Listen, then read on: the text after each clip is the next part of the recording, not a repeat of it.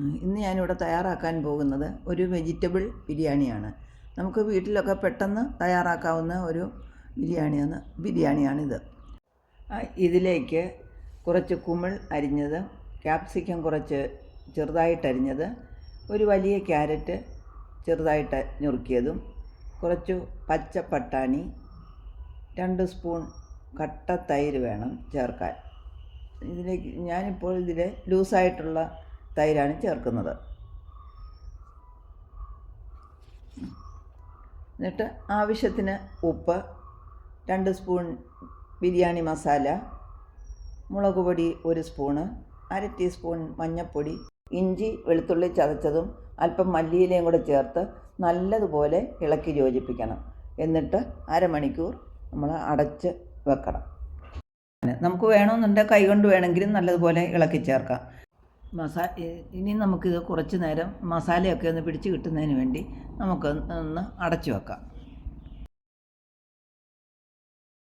ഇനി നമുക്ക് ബിരിയാണിക്ക് വേണ്ടിയുള്ള റൈസ് റെഡിയാക്കാം. 2 ഗ്ലാസ് കൈമ അരിയാണ് എടുത്തിരിക്കുന്നത്.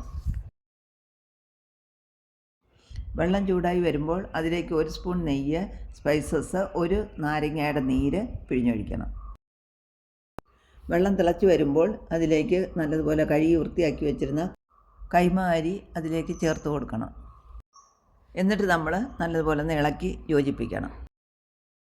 കുക്കർ അടച്ച് ഒരു വിസിൽ വരുന്നതിന് മുമ്പ് ഓഫ് ചെയ്യണം.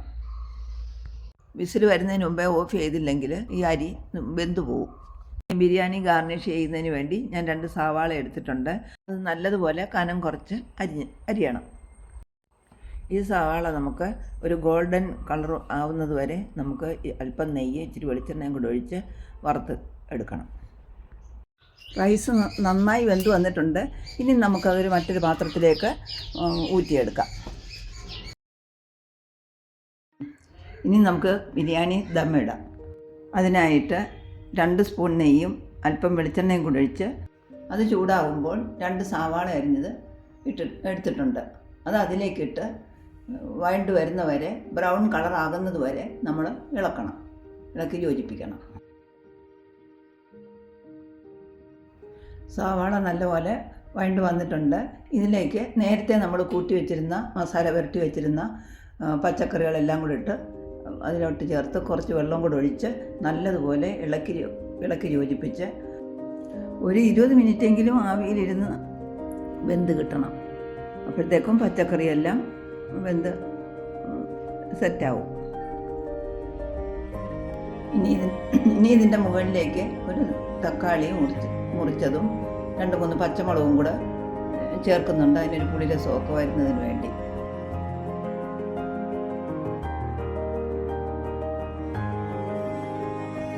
പച്ചക്കറിയൊക്കെ ഒരുവിധം നല്ലതുപോലെ വെന്ത് വന്നിട്ടുണ്ട്.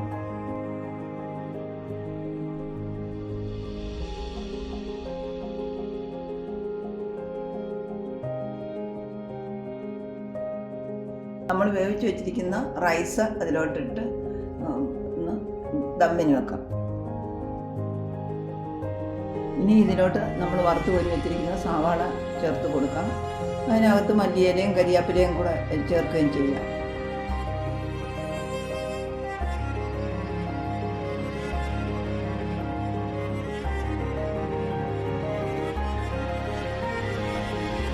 അടപ്പ് എടുത്തൊന്ന് നോക്കാം. നല്ല മണമൊക്കെ വന്നിട്ടുണ്ട്. ഇനി ഒന്ന് ഇളക്കി നമുക്ക് നോക്കാം.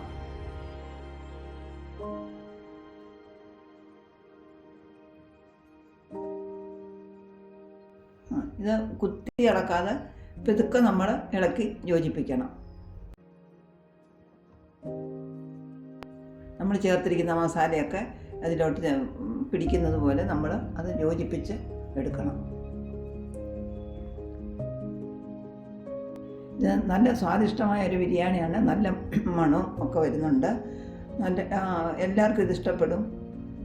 ഇതുപോലെ എല്ലാവരും ഒന്ന് ചെയ്ത് നോക്കി അതിൻ്റെ അഭിപ്രായം പറയുകയും അതൊന്ന് ട്രൈ ചെയ്യുകയും ചെയ്യണം.